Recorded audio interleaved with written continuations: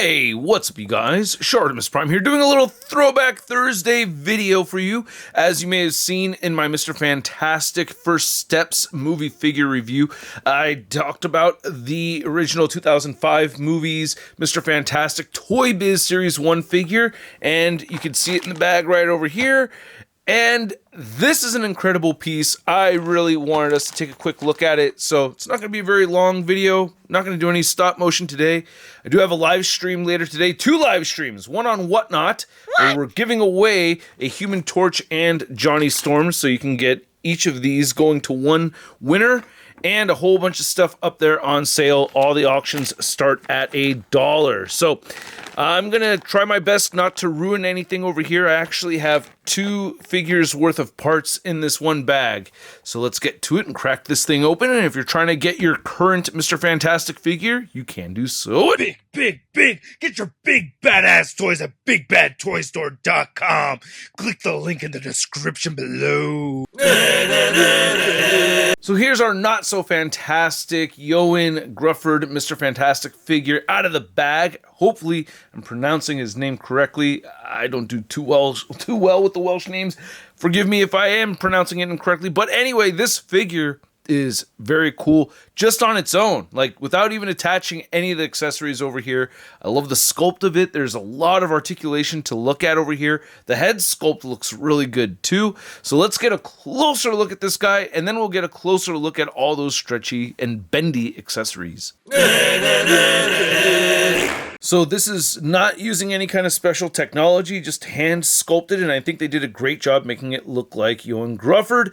I really like it a lot. I don't know who sculpted it. I'm guessing Dave Cortez. I have a feeling I saw Dave Cortez's prototype of this Mr. Fantastic at his studio way back when I got to visit there with Boog Nice 10 in Queens. Or were we in Brooklyn? I can't remember off the top of my head. Shame on me.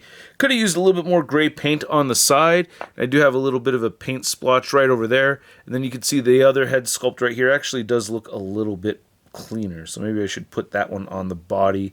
We'll take a look at the necks and the other pieces later on, but I just wanted to you can see these biceps are kind of coming apart on me already, so you're gonna have some parts of it, you know, just loosely coming undone, especially because this thing's like freaking 20 years old, man. Holy crap, I can't believe I'm saying that. I'm holding a 20-year-old Marvel Legends figure, but you can see if, you know, you get it plugged in correctly. Dude, the paint over the blue looks great. I also really like looking at this figure because it's just kind of reminding me of the stuff that I want to see Hasbro doing more of. You know, like having this black paint over the blue throughout on the whole figure just looks really, really good. And the unique sculpt, all the wrinkles on there, just makes it all pop very, very nicely. And yeah, I just wish we got that kind of paint treatment with our newer Marvel Legends. It's just, you don't see an over spray of paint on anything anymore, it seems like. And you can see that it's broken up with the gray right here, and then you have black right there for the boots. So yeah, dude, this is pretty damn nifty. And the articulation is really good too, man. You can see we get the toe joints right there. The ankle pivot does not work the best. You can see how far in that goes. It's not too much, you know. Boot rotation, pinned double jointed knees that do bend in really far. It has the thigh rotation. You can move the legs outward, kicks forward and back. Waist cut right there, ab crunch forward and back. You also get the butterfly joints that don't move that much, but they are there. So we have butterfly joints in there, which is really cool. You can move the arms almost at 90 degrees outward, rotated full 360, bicep swivel, pinned double jointed elbows that are tricky to use because it wants to come apart at the bicep. So that's still really good range of movement. Forearm swivel, the wrists move up and down, individual finger articulation right there. So that's very cool. And then the head turns side to side, moves down, moves up a little bit, and it pivots a whole bunch. So let's get a closer look at the accessories that come with this guy.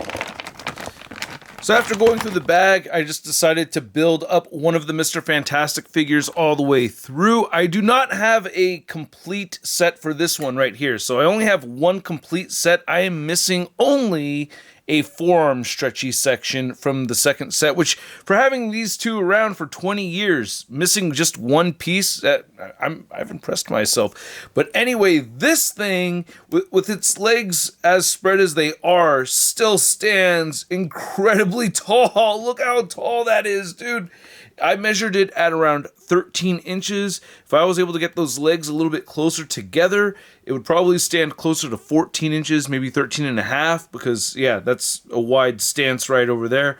But it definitely needs support from a Mafex stand, and holy crap, this is just so freaking cool. And you don't have to have them displayed this way. There's just tons of options that you could do with them. But I wanted to get a closer look at some of these bendy materials right over here, these bendy sections, because they've held up and they haven't held up all at the same time. You can see the bendy wire in there allows for quite a bit of flexibility right over here. I don't want to stress too much. Here's one of the necks, so you can see we get bendy wire in these things, and I just think that's so cool. You can see how dirty that is from me playing around with it and posing it around a whole bunch. You do have some of the hard plastic sections popping out in some of these, which makes it difficult. The torso's missing a whole bunch of paint right over here, so the paint has come off over the years. But this is kind of bending but not staying in place, so I'm not getting some stable bends right there. But you can see how this has got a whole bunch of paint missing right over there. But damn, this is so freaking cool. I'm so happy that they had made this. I'd love to see Hasbro go all out on a Mr. Fantastic, Maximum Series. I want them to do it, please. But holy crap, this is so cool. But as you get a closer look at it, yeah, pieces are going to start coming apart, and you can see the color of the neck changing right over there, some paint coming off. It's ball joints connecting everything together over here in these pegs. So ball joints there, pegs right over here. But dude, it's like every part of this guy has something that you could connect it to. I love that the torso right here has two connecting points. You could double up on the pieces too. Another advantage of having two of these sets, while super tricky to set up. I mean, this was fun to do back in the day, to double up on those torso pieces to make them extra stretchy. You could do that with the other limbs as well. The limbs stacking upon limbs, so they don't all have to be connected to the joints, but still tricky, they fall apart easy. Yeah, not everything is connecting as flush as it once used to. You can see right over here, this piece of plastic's coming out, and that's creating some gappage. Legs are popping off. So it's coming off, it's coming apart a lot easier than it once did. I remember some parts of it would come off easier than I wanted it to back in the day too. Damn, I didn't notice that little Ford logo right there. That's pretty sweet. So even back in the day, parts would come off of it more than I wanted it to, but still, God, even these bendy pieces have some nice black shadowing paint on them. They did such a good job with this, man. Really love this figure. One thing I forgot to show off is that if you still have your ToyBiz Series 5 Mr. Fantastic accessories, they do plug in perfectly with this figure. The blue actually matches as well. That is such a cool coincidence, man. It's just not black over here like how it is over here, but still very cool that you could plug these into this Mr. Fantastic. So that's my video, you guys. I just wanted to show off this figure, and I have some photos over here of me just playing around with this Mr. Fantastic. I brought in some of the older Fantastic Four figures too, just to put them together, and it's a pretty sweet figure, man. If you can get your hands on it, I highly recommend you pick it up. Even if you're not a fan of that older Fantastic Four movie, I just recommend it. It's a fun figure to have, and you have to find one that's in pretty good condition, but even still, it's a cool thing to play around with, and I recommend it if you could find it at a reasonable price. I don't know what it's going for in the aftermarket, but still, I don't know. I've just always treasured this thing. I still love this figure. Haven't had it on display.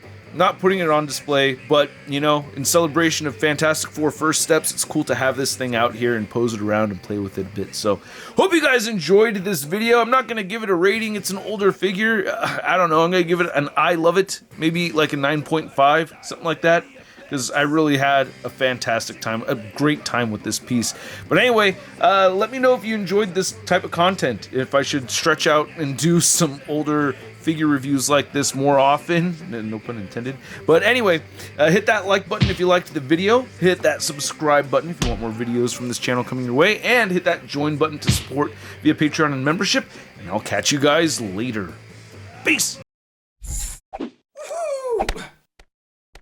Hey, new ShartimusPrime videos. Hey, you should click one. Yeah, click on one of them. Or subscribe if you haven't.